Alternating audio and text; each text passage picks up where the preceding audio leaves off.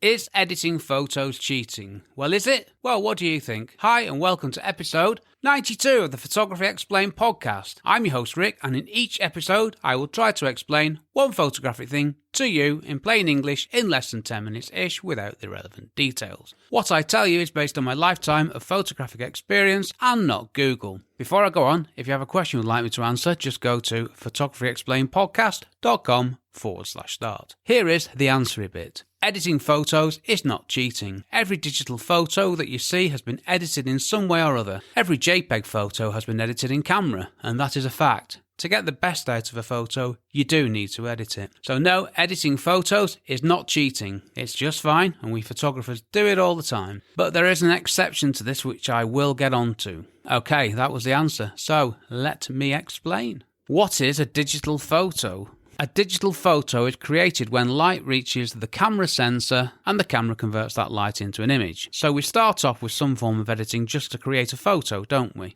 Okay, let's go a little bit deeper, but yeah, not too deep. JPEG. Well, I've explained what JPEG is in a previous episode. JPEG is just an image format. A photo taken in the JPEG format, though, has been edited by the camera. This editing cannot be undone, and that is every JPEG, and I mean every JPEG. This includes editing the content of the photo and also compressing the file, and this little lot cannot be undone. You can even select the style of JPEG image that your camera creates. So this is conscious editing of a photo which is accepted by everyone all over the planet. RAW. RAW is another image format. If you look at an unedited RAW file, it is flat, dull, and uninteresting. So a RAW file needs editing. That is intentional. The camera records the maximum data in the scene for editing later. Now we know this and accept this, and it's not a problem. RAW photos look so bad that the image you are looking at on your camera screen is actually a JPEG preview.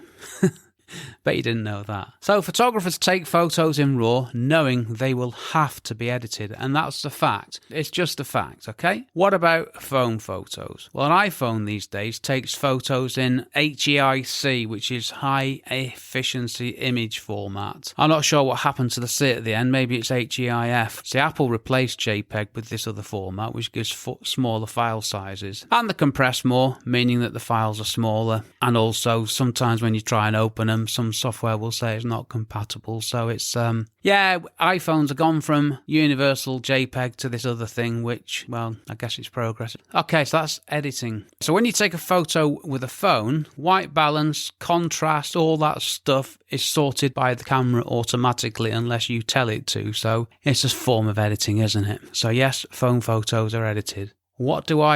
Well, I take photos in RAW. I process them in RAW, and then I export them out of Lightroom as JPEG files. Now, why do I do this? Well, it's so clients can open the files, as JPEG is pretty much a universal format. But you need specialist software such as Lightroom or Photoshop to open RAW files. When is it cheating?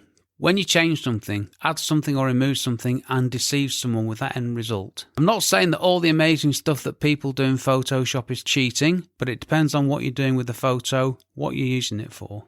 Real estate photography. Well, if I photographed a building for a real estate client and changed things such as making the building look bigger in a different colour, this is not okay. And if I were to make the rooms inside look bigger, this is also not okay. This is cheating, this is deceiving. It's deceiving a potential buyer of a building as a photo is not how it actually is. Competitions is another one. If you've entered a photo in a competition where the rules forbade removing things, then this is also cheating. That's just another fact. And if you were to be found out, you'd be thrown out of the competition. Funky editing. What the am I talking about?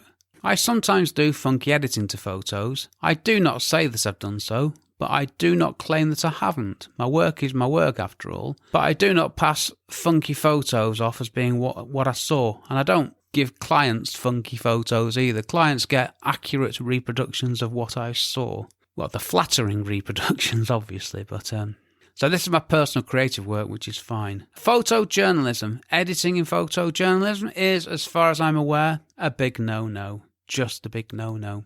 Talky bit. Pretty much every photo has been edited to some degree or other, so it's not cheating. As a professional photographer, I only issue photos to clients that I have edited. I have never issued a client with a photo that has not been edited. That is, without exception. And for the work that I do, the last thing I want someone to think of when they look at a photo is that it has been photoshopped. For the work I do, my photos have to be technically correct in every aspect and look natural and realistic. Editing photos is cheating when you do something disingenuous. When you use an edited and altered photo to deceive someone else, that is cheating. Sorry, I'm stuttering with my words a bit here, not really sure why. As is saying that you have not edited a photo that has had editing done, either in camera or by you, the photographer. Now, don't cheat. The photography world is meant to be a happy, friendly, honest world where we all get along and where we help each other and are nice. Well, what do you think? Let me know. It'd be great to hear from you. One-line summary. Editing photos is not cheating. Deceiving people with edited photos is cheating. Simple. Done. Again, I just want to go back on something here. I've got nothing against people doing funky editing, chucking 5 different things into the same photo, doing ultra creative stuff. I have no problem with that whatsoever. It's not my thing. I don't do it and I don't know how to do it. But the people who do create this stuff, they're amazing and their skills are amazing and I am nothing but impressed by them. It's when somebody does something like that and then pretends they haven't done it, when someone's trying to deceive you, that's when editing, well, cheating's one word, it's deceiving, isn't it? It's deception. But the fundamental point of editing photos is not cheating, it's what all photographers do to all their images pretty much. Related episodes, sorry for that. One-line summary, that was the longest one-line summary ever. Related episodes, well, there aren't any. Next episode, Photography Explained Podcast episode 93. Now, it says in my script, not sure as I have not written it yet due to a last-minute change of mind. I can update that now because this episode was originally recorded in a small, concrete, echoey, bouncy room on the Greek island of Rhodes. So I'm now re-recording it, so I know that episode 93 will be How Do You Hold a Camera Properly? This is very important, and a particularly splendid episode it was as well. Okay, shout out. So this space needs filling, so get in touch and get your shout out on my ever-growing podcast. I'm done. Thanks for listening to my small but perfectly formed podcast, it says here. To find out more about my podcast and do stuff to help me, check out photographyexplainedpodcast.com/start. Brought to you by, well, this episode was brought to you by...